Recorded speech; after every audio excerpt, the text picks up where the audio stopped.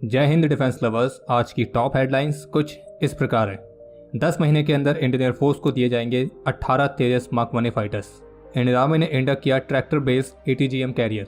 Indian army ने स्थापित करी दुनिया की सबसे highest 2 tank repair facilities. LOC पर घुसपैठ करने के प्रयास में 2 पाकिस्तानी सुअर हुए होरिफाइड।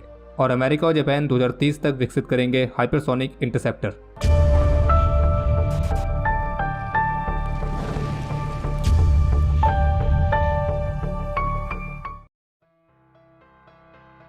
तो आज के अपडेट की शुरुआत करते हैं HAL से। भारत की एक ऐसी डिफेंस PSU जो पिछले कुछ दिनों से और आज 16 मई को तो कुछ ज़्यादा ही चर्चा में, और जिन लोगों ने HAL के शेयर्स को 2-3 सालों से होल्ड करके रखा हुआ है तो उनकी खुशी का लेवल तो आज अलग ही होगा।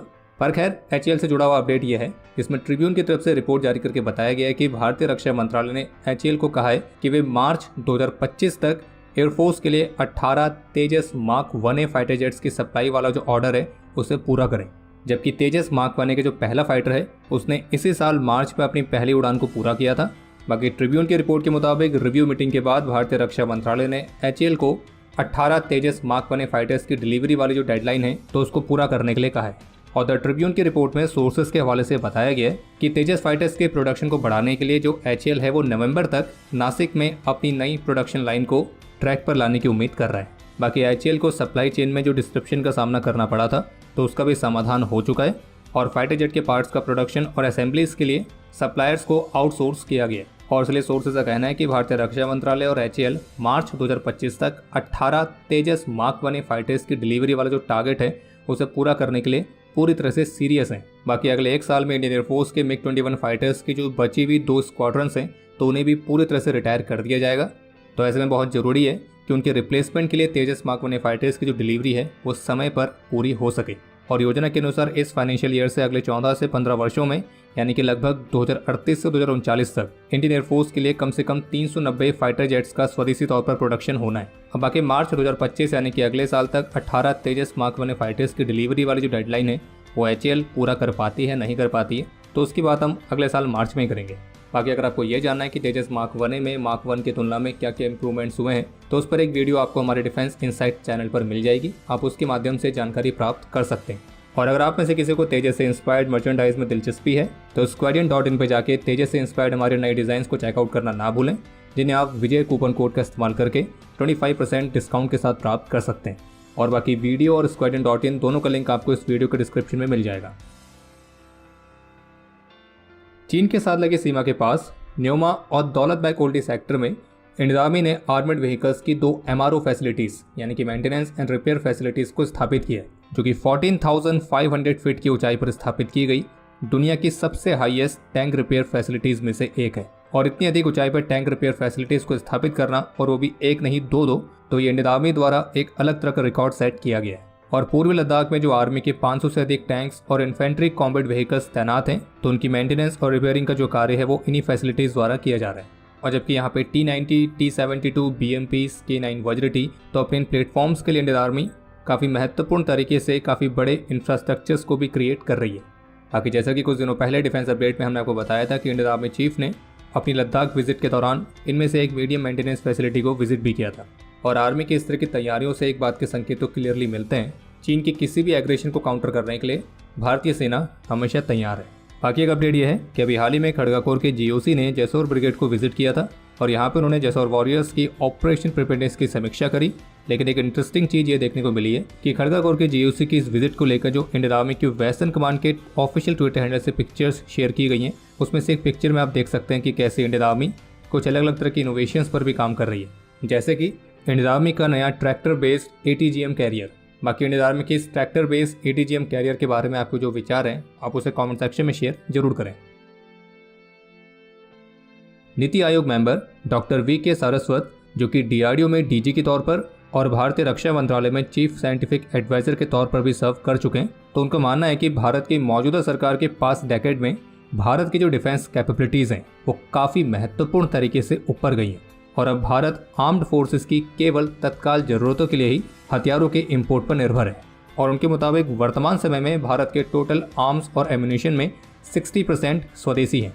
और इसलिए उनके मुताबिक पिछले 10 वर्षों में भारत की डिफेंस कैपेबिलिटीज़ काफ़ी महत्वपूर्ण तरीके से बढ़ी हैं। और भारत में डिफेंस सेक्टर का जो एक कंप्लीट इकोसिस्टम है वो काफ़ी बड़ी संख्या में स्वदेशी हो चुका है और अब हम केवल वही चीज़ इंपोर्ट कर रहे हैं जो कि हमारी आर्म्ड फोर्सेस की तत्काल ज़रूरत है या फिर वो कुछ ऐसा है जिसकी टेक्नोलॉजी हमारे पास नहीं है।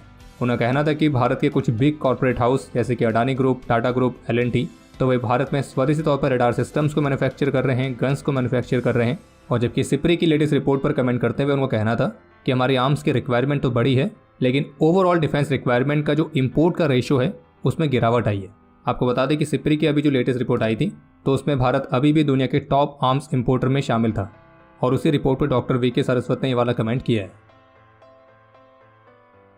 आज जम्मू कश्मीर के कुपवाड़ा डिस्ट्रिक्ट में LOC के पास इंडियन आर्मी ने पाकिस्तानी आतंकियों की एक और बड़ी घुसपैठ को नाकाम किया है और अभी जिस समय हमें वीडियो रिकॉर्ड कर रहे हैं तब तक आई रिपोर्ट्स के मुताबिक इस दौरान 2 पाकिस्तानी सुअरों को हुरीफाइड किए जाने की रिपोर्ट भी सामने आई है और ये जो ऑपरेशन है अभी भी जारी है। और जबकि कल 15 मई को इंडियन आर्मी ने स्पेसिफिक इंटेलिजेंस इनपुट्स के आधार पर कुपवाड़ा, तंगधार, अमरोही तो इनके जनरल एरिया में जम्मू कश्मीर पुलिस के साथ एक जॉइंट सर्च ऑपरेशन लॉन्च किया था और इस ऑपरेशन के दौरान 2 पिस्टल्स, एम्यूनिशन और बाकी के वॉर लाइक सोर्स रिकवर किए गए।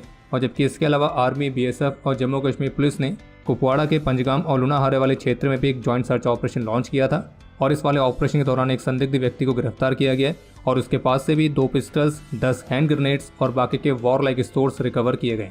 बाकी आसान शब्दों में कहा जाए तो जम्मू कश्मीर से गंदगी को साफ करने वाला जो अभियान है वो हमारी फोर्सेज द्वारा जारी है। और जैसे कि आप सभी जानते हैं कि भारत में चुनाव का समय है तो ऐसे समय में भारत में अशांति फैलाने, अलग अलग तरह की बाधाएं उत्पन्न करने के लिए हमारा जो निकम्मा पड़ोसी है पाकिस्तान वो चीन के सपोर्ट के साथ अपनी पूरी कोशिश में लगा हुआ है। हालांकि वो बात अलग है कि भारत की फोर्सेस अपनी एडवर्सरीज की इस नापाक कोशिश को नाकाम करने के लिए हमेशा तैयार है। रशिया के राष्ट्रपति व्लादिमीर पुतिन चीन की ऑफिशियल विजिट पर हैं और अपने इस विजिट के दौरान उन्होंने चाइनीज काउंटर पार्ट के साथ महत्वपूर्ण डिस्कशन किया है और दोनों देशों के बीच डिफेंस और मिलिट्री टाइज को और भी मजबूत करने के लिए अपनी अपनी प्रतिबद्धता को भी दोहराया है। और लगभग 6 महीने के अंदर ये रशियन राष्ट्रपति की चीन की दूसरी विजिट है जो कि संभावित रूप से अमेरिका समेत बाकी के वेस्टर्न कंट्रीज के लिए रशिया और चीन की तरफ से एक तरह से संकेत की तरह भी है। बाकी इसके अलावा एक अपडेट यह है कि अमेरिका और जापान ने हाइपरसोनिक मिसाइल इंटरसेप्टर को विकसित करने के लिए एग्रीमेंट साइन किया है और इस एग्रीमेंट के मुताबिक दोनों देश संयुक्त रूप से मिलकर 2030 तक हाइपरसोनिक मिसाइल्स को शूट डाउन करने की कैपेबिलिटी रखने वाले इंटरसेप्टर्स को विकसित करेंगे। बाकी अब समय है आज के इतिहास का। आज के दिन 2019 में जम्मू कश्मीर में एक ऑपरेशन के दौरान अपने अदम्य साहस और वीरता का परिचय देते हुए सिपाही रोहित कुमार और सिपाही संदीप वीरगति को प्राप्त हुए थे। आज के दिन 1966 में मिजोरम में इंसर्जेंट्स का मुकाबला करते हुए मेजर अशोक आनंद ने अपना सर्वोच्च बलिदान दिया था और इन्हें मरणोपरांत शौर्य चक्र से सम्मानित किया गया। बाकी आपके लिए आज का प्रश्न यह है कि भारत का जो हाइपरसोनिक मिसाइल प्रोग्राम है उसका फिलहाल अभी क्या नाम है। और अब समय है आज के टॉप 3 कमेंट्स का जो ये रहे आपकी स्क्रीन पर।